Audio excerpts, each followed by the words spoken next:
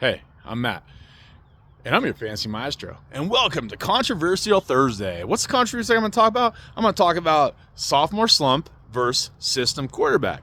All right, that all depends on where you were drafted. Okay, let's get that straight.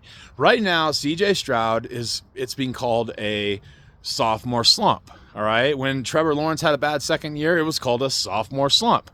All right, they weren't called system quarterbacks because they were the number one picks of the draft. However, when you go to Brock Purdy, he's the system quarterback, and see, I told you so. Whenever he has a less than up not to his standard game.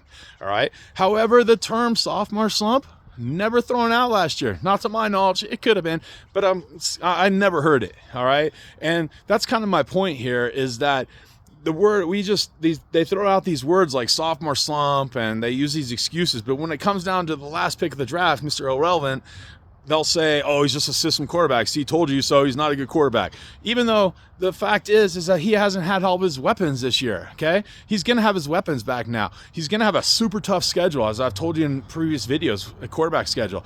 I think he's still going to perform very well. I think he's going to lead this team to the playoffs, barring any more major injuries, okay, which is always a possibility right now. All right, but my larger point is that we give number one picks like Trevor Lawrence and C.J. Stroud like a kind of a leash, okay, especially Trevor Lawrence. I mean, God, that guy's been getting a leash for 5 years now. All right, C.J. Stroud, I'll give him a leash for sure. He was a damn hell of a quarterback last year. He had all his weapons, had a good line, and all that stuff. This year, not so much. Okay, he's having a little bit of regression, but that could be other factors, and he still has the rest of the year to kind of solve that problem. All right. So anyway, that's my controversy today. Sophomore slump versus system quarterback.